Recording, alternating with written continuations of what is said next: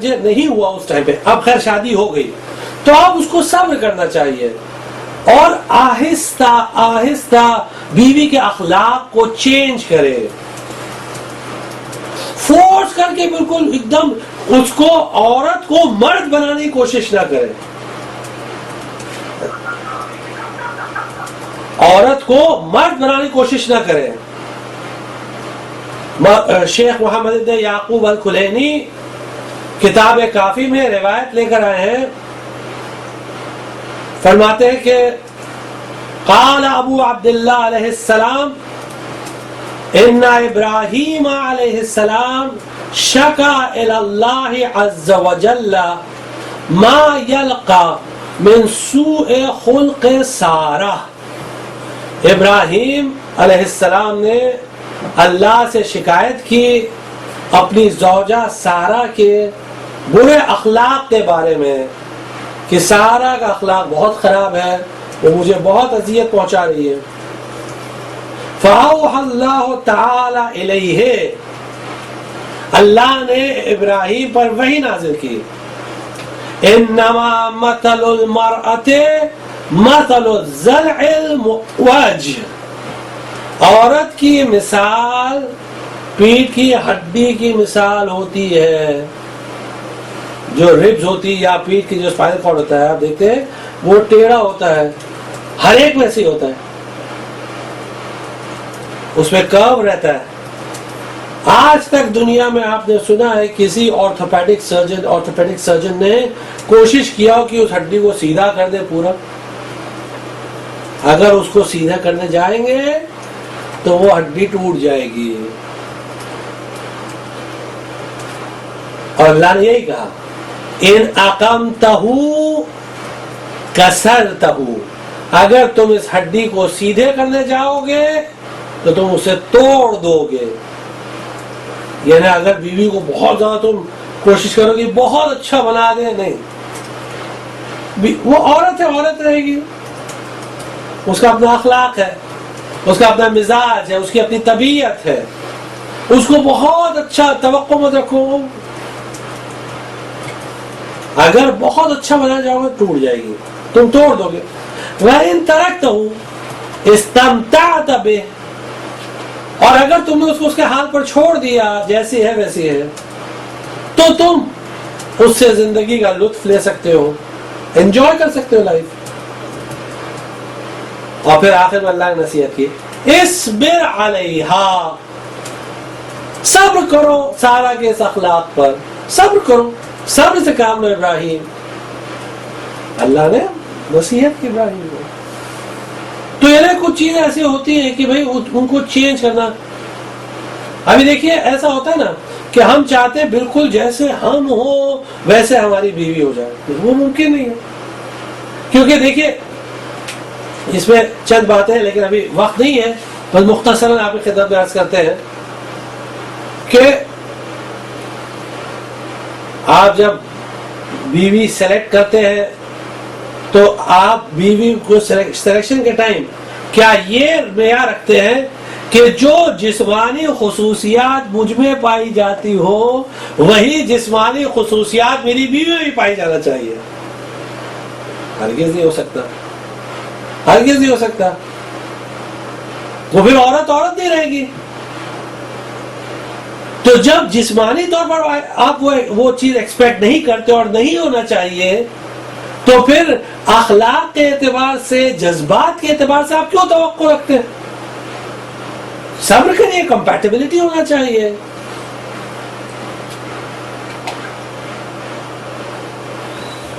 اور اسی طرح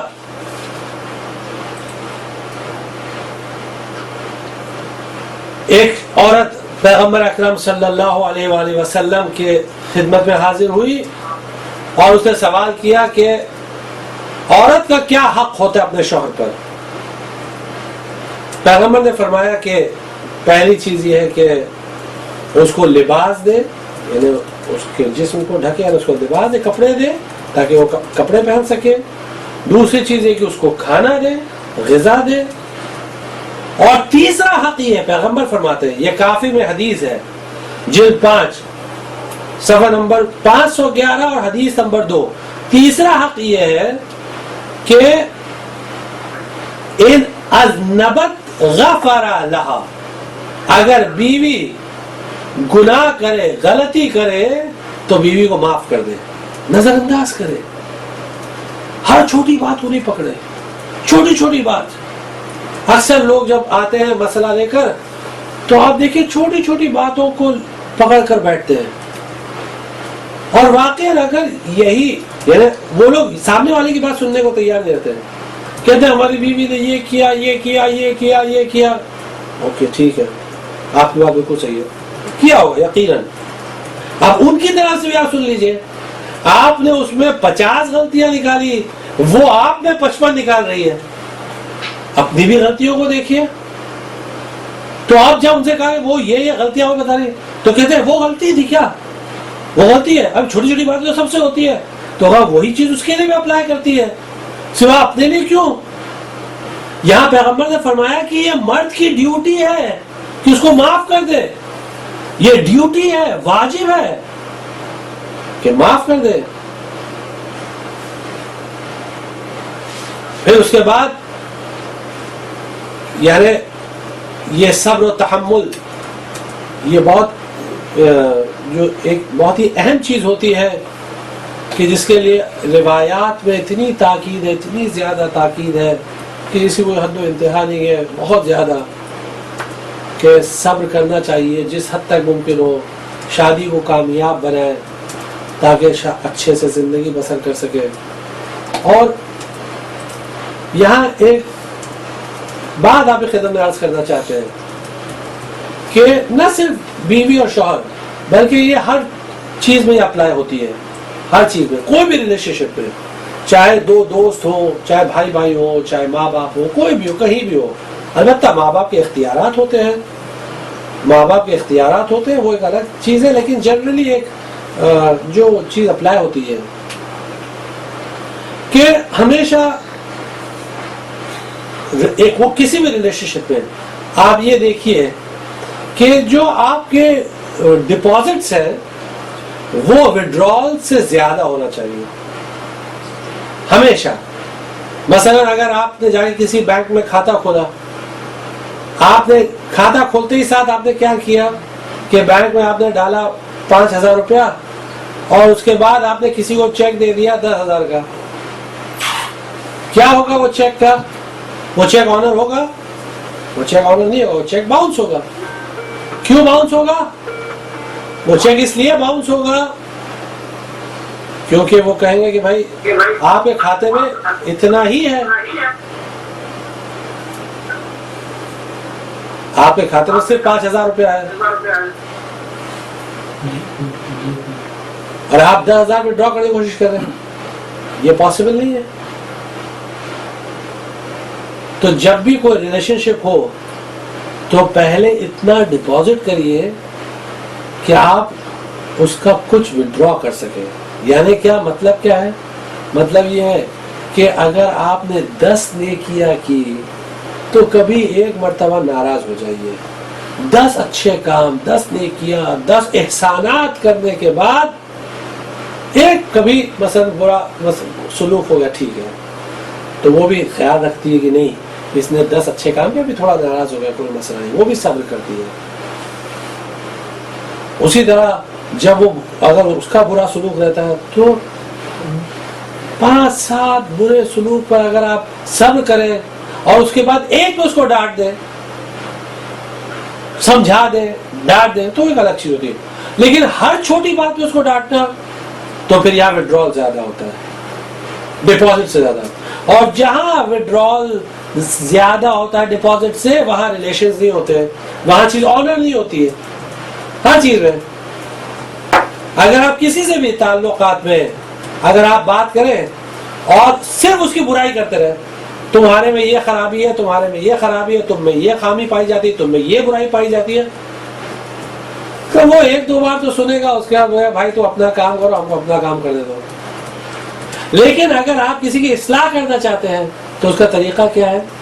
روایت ملتا ہے احب اخوانی الی من اہدى الی عیوبی، میرا محبوب ترین بھائی وہ ہے جو میری خامیوں کو، میرے عیوب کو اہدا کرے، گفٹ کرے مجھے. گفٹ کیسے کیا جاتا ہے؟ پیک کیا جاتا ہے. تو اگر آپ چاہتے ہیں کہ اس کی اصلاح کریں تو کیا کرنا چاہیے؟ 10 مرتبہ اس کی یعنی 10 چیزوں کی تعریف کریں کہ ماشاءاللہ تمہارے میں اخلاص بہت ہے، خلوص بہت ہے، ماشاءاللہ بہت، یہ سب اچھی چیزیں ہیں. لیکن ایک چیز ہے، اگر تم اس کو سدھار لو تو بہت اچھا ہوگا. اہل بیت علیہ السلام کا طریقہ یہ تھا. آپ روایات پڑھیے، دیکھیے ائمہ یہی اسی طرح کا کام ہے. مثلا آپ نے سنا ہوگا صفوان جمال کا واقعہ.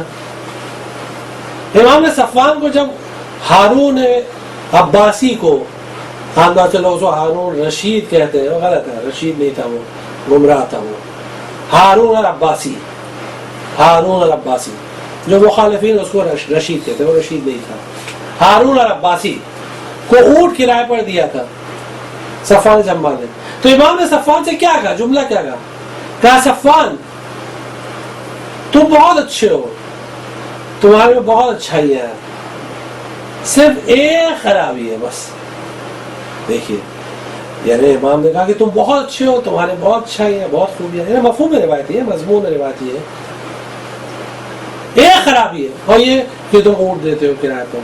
ہارون کہا کہ میں برے کام کے لیے نہیں دیتا ہوں، میں اچھے کام کے لیے دیتا ہوں، حج کے لیے، برے کام کے لیے دیا.